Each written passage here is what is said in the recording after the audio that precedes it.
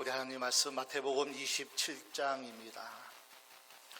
우리 27절로 31절까지 말씀 우리 함께 한 목소리로 합독합니다.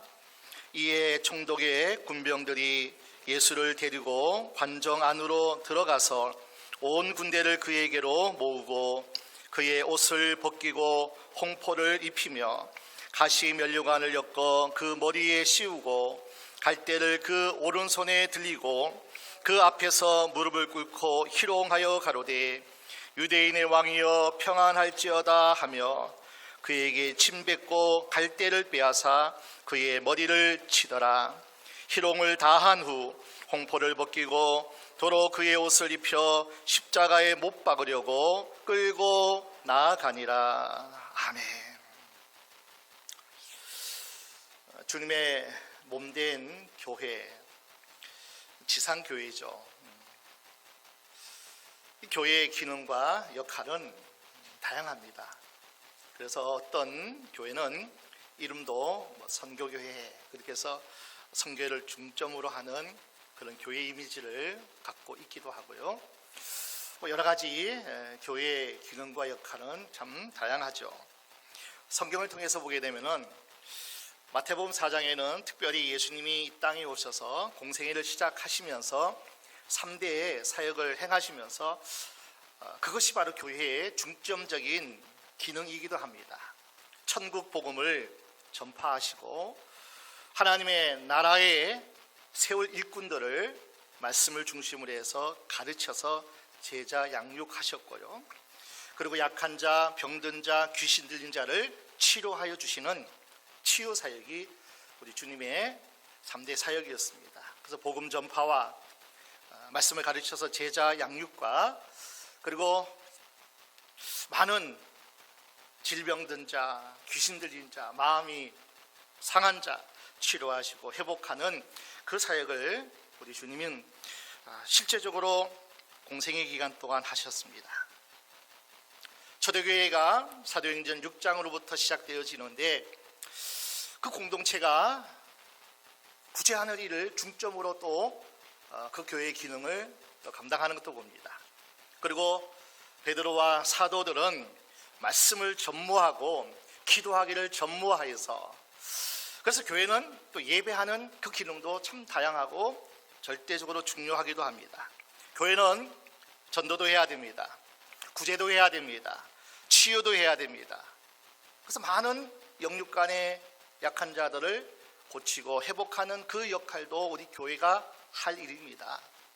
초대교회 때 왕성하게 일어났던 그 놀라운 치유 역사가 오늘날은 너무나 잠잠하게 한국교회도 초창기 때 이 많은 치유 역사가 부흥회를 통해서 말씀 사경회를 통해서 얼마나 많이 위로받고 세움을 입고 치료받고 강건한 기적의 역사들이 많이 나타났습니다.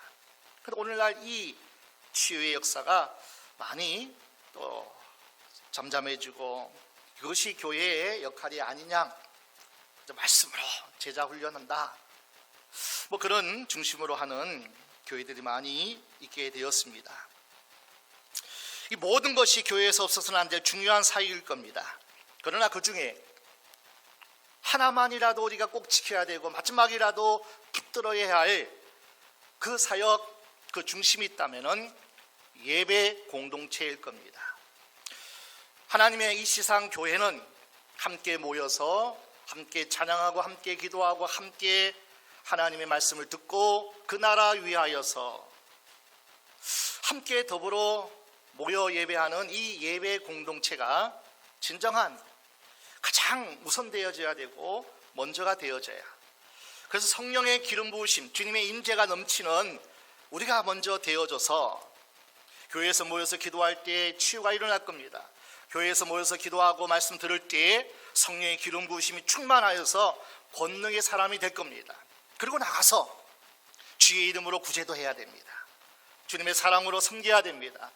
또 주님의 말씀으로 그들을 또 죄에서 포로된 자를 자유케 하는 그런 모든 전도와 선교의 일도 우리 교회가 해야 됩니다. 그러나 가장 먼저 모이는 교회, 예배 공동체가 우리에게는 무엇보다도 더 중요함을 우리는 간과할 수가 없습니다. 우리나라뿐 아니라 전 세계가 팬데믹으로 많은 불안과 또 여러 가지 공포 속에서 예배하는 일조차도 제한을 받고 제약을 또 통하여서 마음껏 찬양하는 것조차도, 마음껏 주여 삼창하면서 기도하는 것조차도 많은 교회가 그 제약에 묶여서 찬양도 못하더라고요. 소리내어 기도하는 것도 못하더라고요. 그러나 우리는 그것이 생명 줄이기에 찬양도 뜨겁게, 마스크는 비록 썼지만 기도도 간절히 뜨겁게, 아멘. 이것이 우리의 호흡이고 이것이 우리의 생명이기 때문에, 놓칠 수 없는 것이기 때문에 우리가 조심하긴 하도, 우리가 정말 거리 두기를 하면서 정말 사회에 지켜야 되는 그러한 일들이지만은, 그러나 소리내어 찬양하고 마음껏 부르짖어 기도하는 것은 우리가 빼앗길 수 없는 예배의 정신이기도 합니다. 성경은 이 위기 상황에서, 불안과 공포 상황에서 성경은 계속 우리에게 말씀하는 것이 무엇입니까? 큰 문제가 앞에 있느냐, 큰 위기가 있느냐, 풍전 등화와 같은 나라와 사회와 또 가정과 개인의 어떤 위기가 있든지 이 위기 가운데 주님의 말씀은 딱 한 가지예요. 두려워하지 말라. 두려워하지 말라. 우리가 두려워하지 않을 이유가 어디에 있습니까? 하나님의 자녀들은 코로나19로부터 안전한가요? 감염되어지면 어려움을 겪는 것이 그리스도인이 또 아닌 사람이 구별되어서 빨리 치료가 되는가요? 감염되어지면 어려움을 겪는 것은 우리나 믿지 않는 사람이나 동일하게 그런 영향을 우리는 받을 수밖에 없습니다. 단지 생명의 주인은 하나님이시고 역사의 주인은 하나님이시고 위기 때마다 우리가 얻어야 될, 받아야 될 하나님의 공급하신 그 은혜가 우리가 필요하기 때문에 모이는 거예요. 그리고 하나님 앞에 서 있는 거예요. 두려워하면 못 모여요. 두려워하면 소리 높여 하나님의 이름을 부를 수가 없어요. 두려워하면 불안과 공포 속에 낙심과 절망 가운데 있으면 하나님 앞에 온전히 나아갈 수도 없고 하나님의 사람으로 살아갈 수 없기 때문에 하나님께 집중하기 위해서 두려워하지 말라. 내가 너와 함께 함이니라. 네가 무엇을 하든지 길을 보여줄 것이야. 형통하게 할 것이야. 하나님 우리에게 늘 말씀합니다. 두려워하지 마라. 나는 너의 하나님이 됨이니라. 너를 굳세게 하는 그 존재는 나 여호와 하나님이라. 근데 두려워하면 이 모든 것을 다 잃어버리기 때문에, 빼앗기기 때문에 너 담대하라. 너 강해라. 내가 너와 함께 함이니라. 그래서 우리는 생명의 주인은 하나님이시기 때문에, 역사의 주인도 하나님이시기 때문에, 우리가 얻어야 할 하나님의 은혜가 있기 때문에 강하고 담대할 수 있는 것도 하나님이 붙잡아 주셔야 돼요. 성령 충만은 담대함이에요, 여러분. 아멘. 그래서 오늘도 하나님께 집중해야지 문제에 집중하면 안 되기 때문에 이런 질병, 연병 상황에 너무 집착되어져서 하나님과의 교제, 하나님과의 관계, 하나님으로 받는 은혜의 공급줄이 끊어지면 안 된다는 거예요. 그러니 너 하나님의 사람아, 두려워하지 말라. 우리 생각 하나도, 우리 마음 하나도 우리는 지킬 수 없는 연약한 인간의 존재임을 우리는 부인할 수가 없습니다. 예배의 위기는 초대교회로부터 계속 일어났습니다. 초대교회 100여 년간 주님이 오시고 그리고 사도 요한이 밤모섬에서 순교하는 그 어간까지요, 10대의 큰 박해가 있었습니다. 모여서 예배하는 게 불가능한 상황 속에서 많은 사람들이 흩어져서, 그래서 토굴에서 또 카타콤이라는 지하 깊은 곳에서 그런 예배해야 됐어요. 성경에서 문안하라, 어느 교회를 문안하라 한 것은 그 교회는 다 가정교회이기도 합니다. 그래서 오늘날 하나님은 오늘 이 위기 속에서도 언제나 성도들은 흩어져도 모여도 하나님을 바라보고 하나님께 집중하는 그 일은 빼앗겨서는 안 되는 것을 우리에게 가르쳐주고 있습니다. 지금은 사순절 절기를 보내고 있습니다. 작년에도 마찬가지였지만은 올해도 변함없이 우리들이 만나고 또 이야기하는 화제거리는 온통 매스컴에서도 온통 우리의 대화의 중심은 언제나 코로나19 바이러스에 대해서 늘 이야기거리를 합니다. 언제 거리 두기가 완화되는지 그런 어떤 일들에 늘 관심을 갖고 뭔가 잘못되어져 가는 것을 우리는 보게 됩니다. 지금은요 1년 12달 365일 매일 하나님을 바라보고 묵상해야 되지만은 특히 이 사순절 기간 동안은 더더욱 더 열심히, 더 경건하게, 더 애써서 예수님을, 십자가를 이야기하고 가득 채워야 할 때입니다. 주님의 십자가를 묵상할 때입니다. 이럴 때 하나님의 은혜가 무엇일까? 우리가 어떤 자세로 하나님 앞에 나아가야 할까? 나의 역할과 우리 교회의 할 일은 무엇일까? 이런 주제로 함께 나누고 고민하고 묵상하고 해야 되는데 코로나19만 묵상해요. 우리 앞에 있는 문제를 묵상하고 있다는 거예요. 입만 열면 코로나 바이러스 이야기입니다.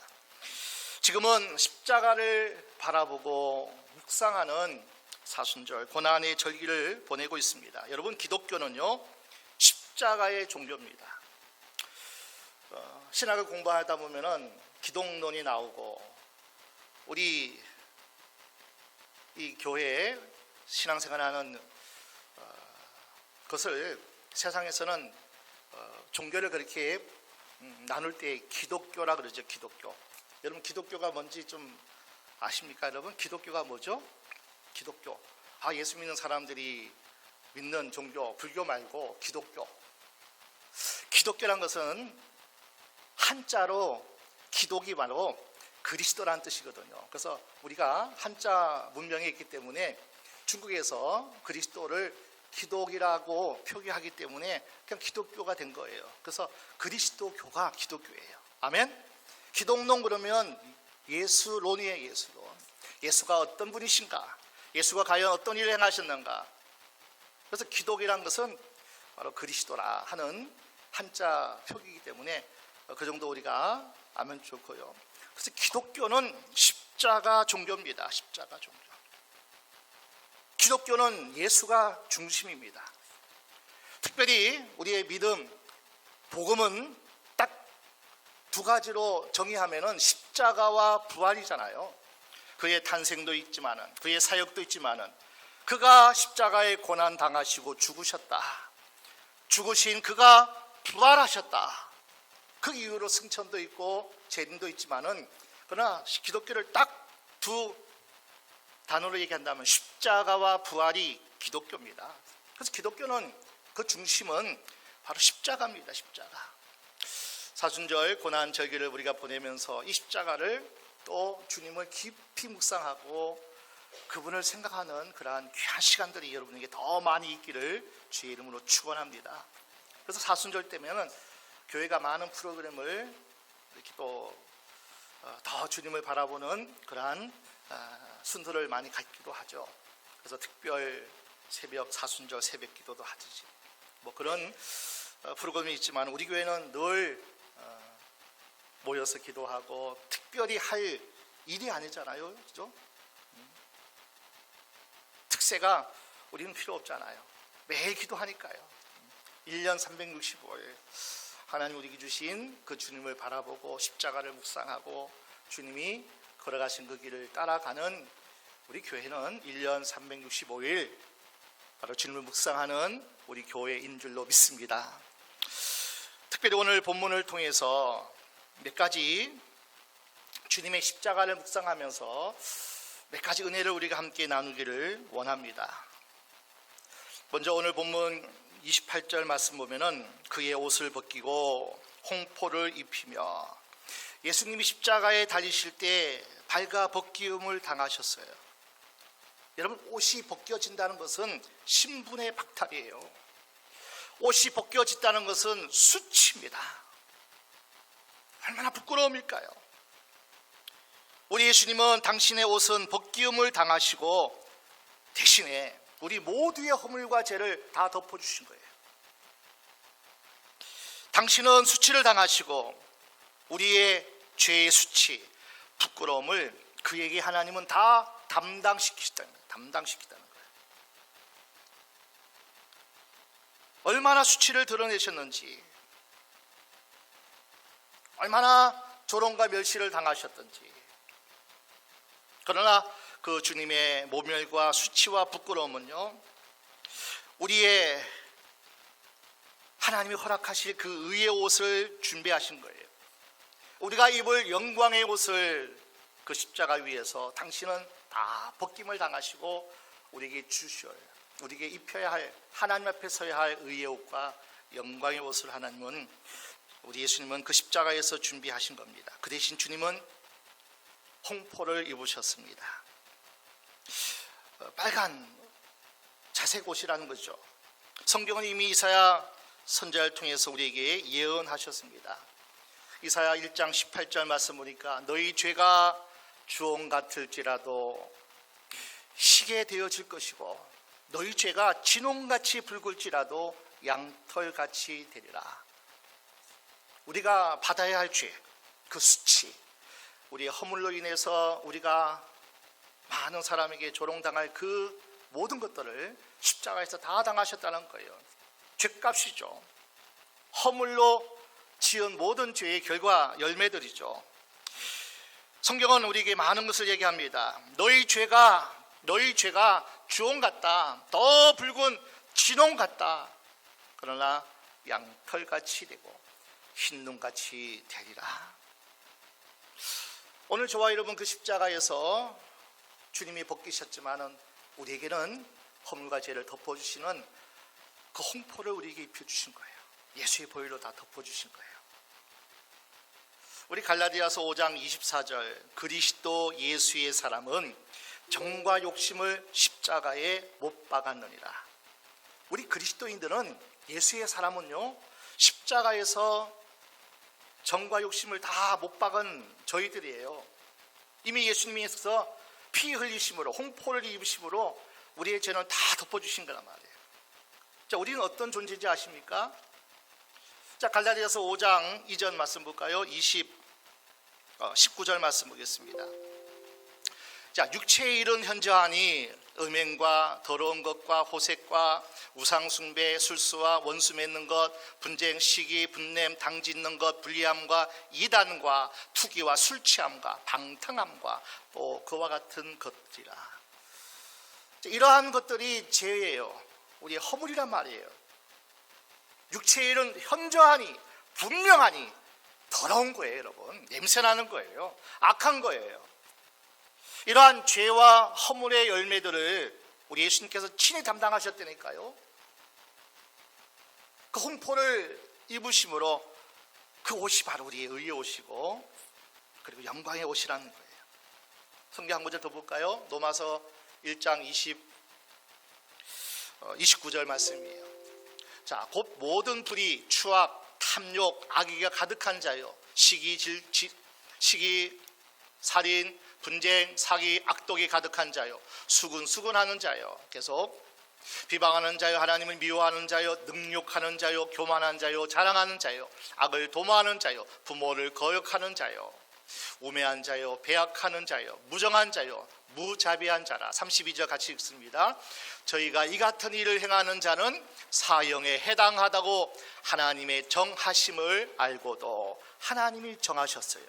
이런 일을 행하는 자들은 사형, 사망, 죽음, 영원한 심판, 그 죄를 가리우기 위해서 주님이 내 대신 수치를 당하신 거예요. 십자가에서. 그리고 내 대신 홍포를 입으신 거예요. 다 덮어주시기 위해서, 가리워주기 위해서. 이 사순절 기간 동안 십자가의 은혜가 우리에게 얼마나 큰지 여러분 아셔야 됩니다. 아직도 죄책감에 시달리는 분이 있다면, 정죄의식 가운데 있다면, 율법에 매여서 은혜의 자유함을 누리지 못하는 우리가 있다면, 이 고난절기에 우리의 허물을 덮으신, 그리고 모든 수치를 덮으신 정죄의식, 자의식, 죄의식, 피의식, 비교의식, 이것들이 얼마나 우리를 힘들게 하는지요, 얼마나 우리를 고통스럽게 하는지요. 그 모든 수치를 그분이 다 담당하신 거예요. 그래서 동이 서에서 먼 것 같이 내 죄가 허물이 옮겨졌음을 믿고 선포하는 것이 바로, 그리고 믿고 선포할 때 그대로 되어진 역사가 있는 줄로 믿습니다. 자유한 거예요. 우리가 자유로워지는 거예요. 그 다음에 주님은 너무나 많은 고난의 채찍을 당하셨습니다. 오늘 본문 26절입니다.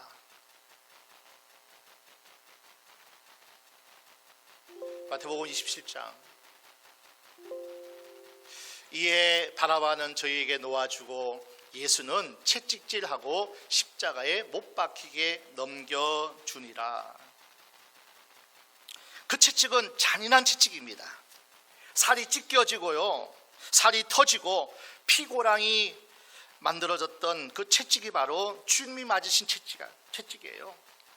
영화도 그런 게 나오잖아요. 한번 채찍을 휘둘러서 후려치면요, 고랑이 이어 나올 정도로, 피가 터질 정도로.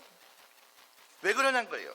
성경은 분명히 이 채찍이 어떤 의미가 있는가, 오래전 우리 주님이 오시기 십자가 지기 전 700년 전 이사야 선지자를 통해서 우리에게 분명히 계시해 주십니다. 그가 채찍에 맞음으로 우리는 나음을 얻었도다.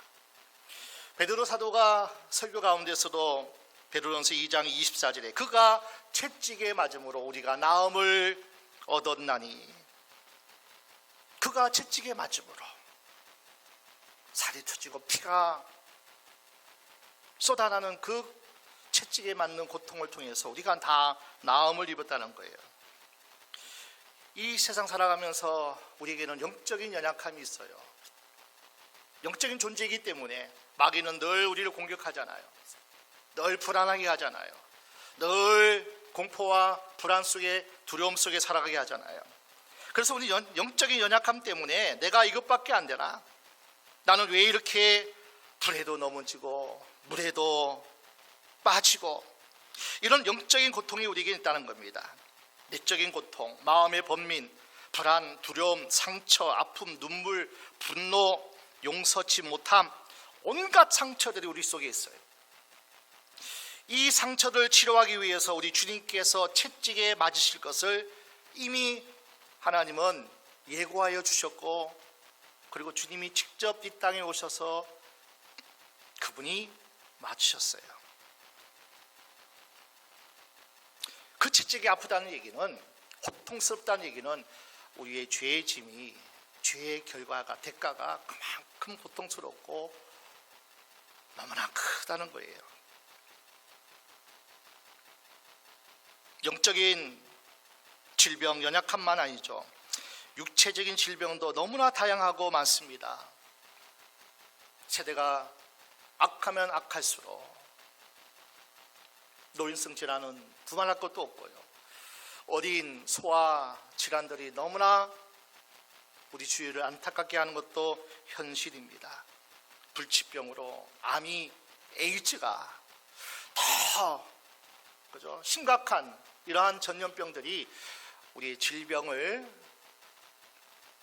어떤 역사를 통해서 우리를 많이 힘들게 하고 괴롭게 하고 있습니다. 또한 환경은 어떤가요? 자영업을 하신 분들은 더 말할 것도 없고요. 직장 생활 하신 분도 얼마나 힘들고 얼마나 어렵습니까? 이것이 인생이라는 거예요. 그러나 너희 주님이 채찍에 맞으셨기 때문에 너희의 모든 생활이 나음을 입을 것이다. 너희의 육신적인 질병도 내가 고쳐지리라. 영적인 연약함과 또 여러 가지 힘든 가운데서도 내가 채찍에 맞음으로 너희가 나음을 받았도다, 그렇게 말씀하고 있는 거예요. 그 저주는 다 주님이 맡아주셨어요. 다 담당하셨어요. 그리고 우리 믿음으로 받아들이면 돼요. 하나님이 그 아들을 이 땅에 보내셔서 그에게 우리 무리의 죄를 다 담당하셨도다.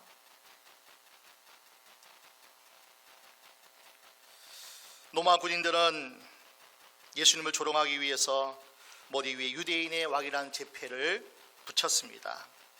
그리고 오늘 본문 29절 말씀 보니까 예수님의 손에는 갈대 조그만 막대기를 들려서 왕을 상징하는 왕을 상징하는 막대기, 작은 막대기, 그것을 예수님 손에 들렸어요. 그리고 조롱하는, 엎드려서 무릎 꿇어서 왕이여, 유대인의 왕이여 하면서 예수님을 조롱하고 얼마나 웃음거리로 만든지 몰라요. 당신이 유대인의 왕이냐? 갈대를 손에 들리우고, 37절에는 머리에는 유대인의 왕 명패를 써놓고 조롱했습니다. 그러나 그들은 진정 알았어야 할 게 있어요. 왕의 손에 들릴 홀, 그리고 그 이름의 유대인의 왕이라는 그 명패는 진정 하나님이 이 땅에 보내신 유대인의 왕만이 아니라 만왕의 왕이시고요, 심판의 주가 그인 것을 로마 군인들은, 그 당시 종교 지도자들은 알지 못했던 겁니다. 반드시 그 앞에서 그를 찌른 자들, 채찍질하던 자들, 그를 조롱하는 자들, 모든 자들은요, 양과 염소를 구별하듯이 심판으로 하나님이 그 재림의 날에 반드시 판단하실 거예요. 너희는 양이다, 너희는 염소의 인생이었다. 천국과 지옥을 가르는 그 자리에 그들은 분명히 서게 될 겁니다. 또한 그 십자가 위에서 주님은 가시관을 쓰셨습니다. 왕관을 쓰셨어요. 주님이 쓰신 그 가시관은 우리의 실패의 관이기도 합니다. 우리의 상처의 관이기도 해요. 그러나 주님이 쓰신 그 가시관 때문에 우리는 치료의 관을 우리에게 주셨고요, 승리의 관으로 바꾸어 주셨다는 거예요. 이 가시는요, 참 힘들게 하고 고통스럽게 하고 너무나 우리를 아프게 하는 것이 바로 이 가시라는 것입니다. 그렇기 때문에 그 가시관을 쓰시고 우리에게는 평안으로, 자유로, 또 강건함으로 하나님께서 우리에게 선물로 주셨다는 겁니다. 십자가는 저주받은 자들이 매달리는 형틀이었습니다. 주님의 저주에 가시관을 쓰심으로 인해서 속죄의 면류관을 우리가 받은 겁니다. 우리 이사야 53장 5절을 보겠습니다. 이사야 53장 5절입니다. 같이 볼까요?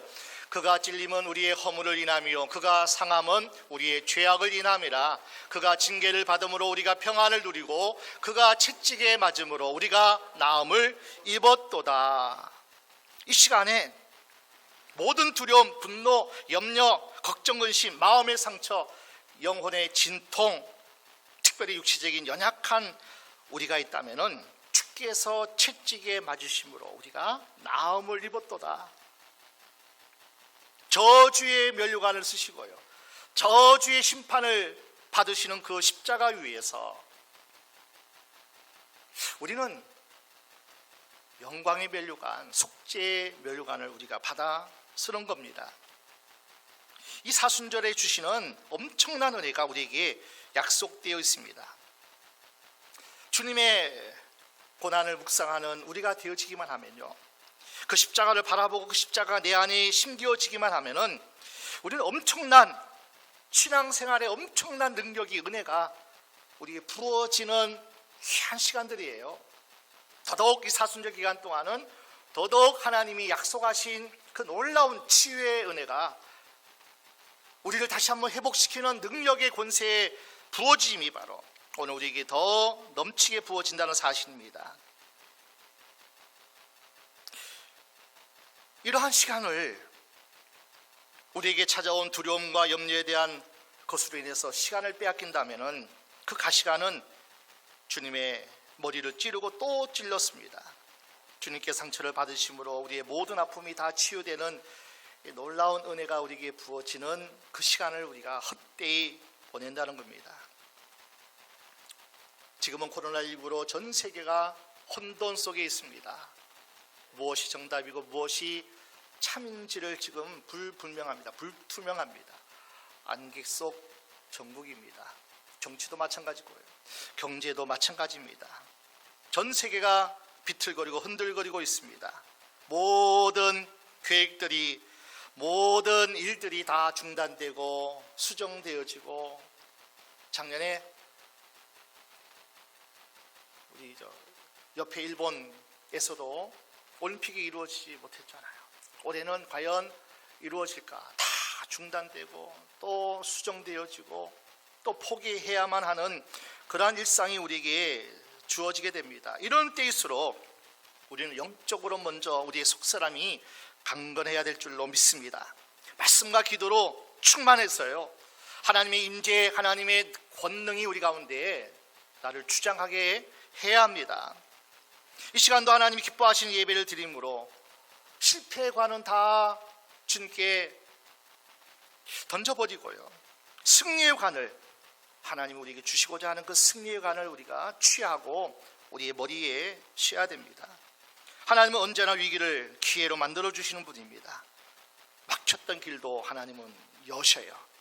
바다의 길을 내시는 하나님이에요. 앞에 여리고성이 막혔으면 여리고성을 허물뜨리시는 하나님이셔요.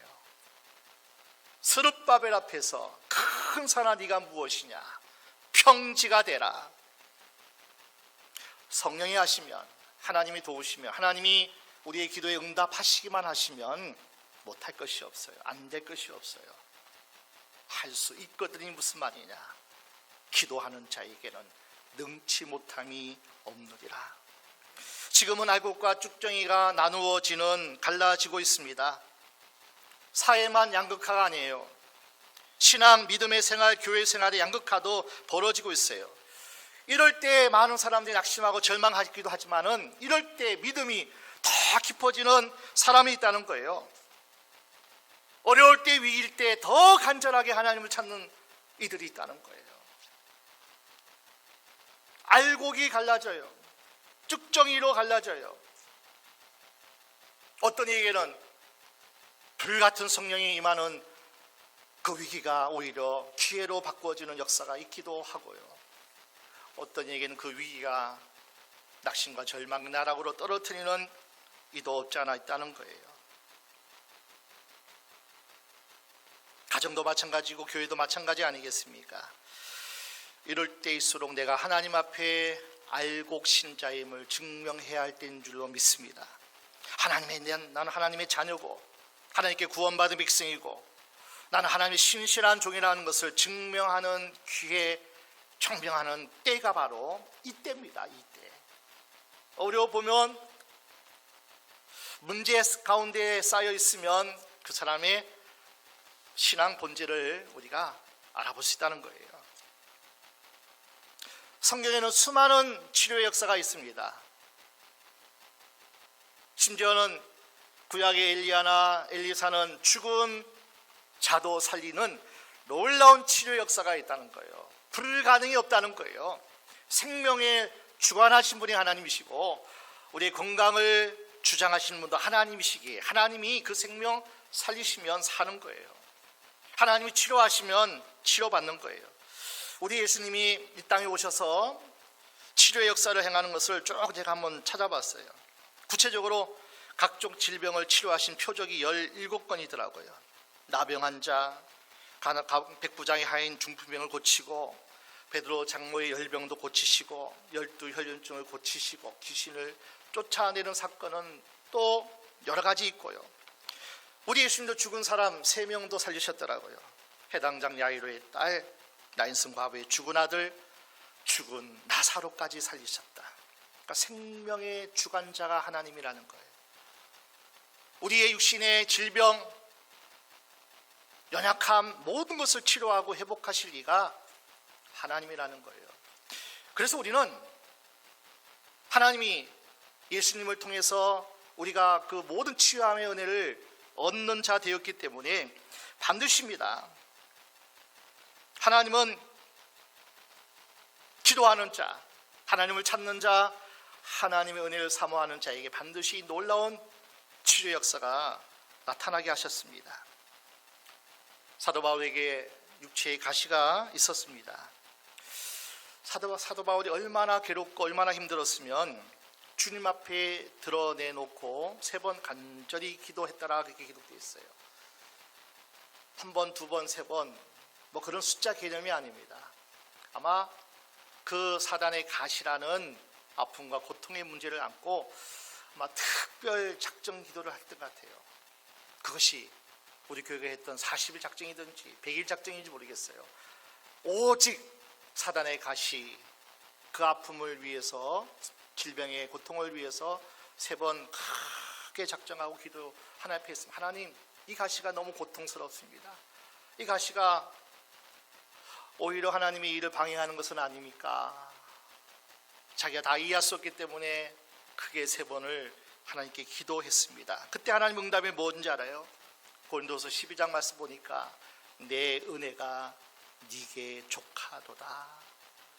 지금 네가 처한 모든 환경, 모든 아픔, 모든 질병, 모든 것 문제가 있다 할지라도 그것은 네가 내 앞에 서 있는 한 그것이 네게는 은혜다. 은혜다. 우리는 아픈 거 싫죠. 실패가 싫죠. 그러나 하나님 앞에 우리가 서 있다면, 정말 내가 하나님의 자녀가 하나님 백성이라는 그 확신이 우리에게 있다면 하나님 우리를 버리지 않거든요. 떠나지 않거든요. 그래서 우리가 처한 그 환경이 하나님은 말씀합니다. 내 은혜가 네게 족하도다. 우리 모두에게도 다 가지가 있어요. 비록 가시같이 아플지라도요, 하나님의 뜻이 그 안에 있음을 알고 하나님이 우리를 통해서 역사하시는 것을 우리가 바라본다면 낙심하고 절망하지 않겠죠. 그리고 지나가 보세요. 반드시 하나님이 왜 기도에 응답하지 않았을까? 왜 이런 아픔을 주셨을까?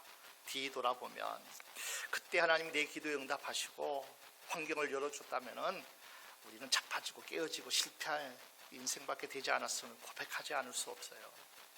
그때 하나님이 내 기도에 응답하지 않았었기에, 그때 그 아픔이 내게 있었기에 지금 내가 여기 있음을 우리는 감사로 고백하지 않을 수 없습니다.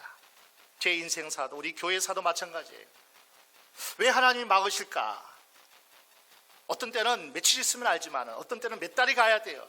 어떤 때는 몇 년이 가야 그때 하나님의 뜻이 나를 막으신 것이 하나님의 뜻이었구나.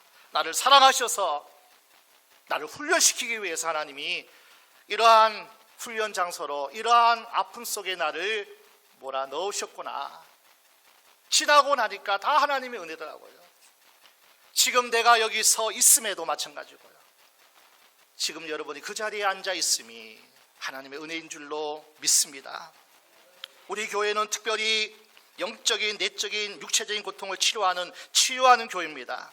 한마디로 요약하면은 영혼, 육을 치유하는 전인적인 치유의 사역을 우리 교회에서 하고 있는데요. 한마디로 따라할까요? 십자가를 통한 즐거운 교환의 장소. 십자가를 통한 즐거운 교환의 장소가 바로 우리 교회라는 거예요. 뭘 통해서요? 십자가로 통해서. 가시왕관은 승리의 왕관으로 바꿔집니다. 구원받은 백성이 이 세상에서 하나님의 백성으로 살아가는 원리의 능력이 바로 이 즐거운 교환이거든요.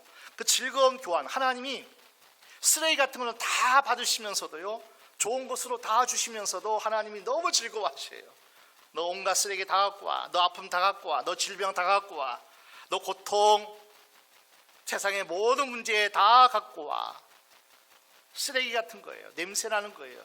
그런데 주님은 십자가 장터에서 바꿔주세요. 즐거운 교환을 해주셔요. 그래, 건강으로 복 주리라.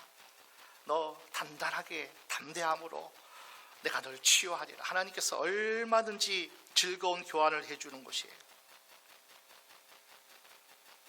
코로나19 위기 상황 속에서 주님의 십자가 능력, 주님의 보혈의 능력, 승리의 면류관으로, 은혜의 면류관으로 바꾸어지는 그 은혜가 우리가 이 시간 하루하루 보내면서 한 주 한 주 부활절을 맞이하는 그 순간순간에 이러한 은혜가 우리에게 있기를 주의 이름으로 축원합니다.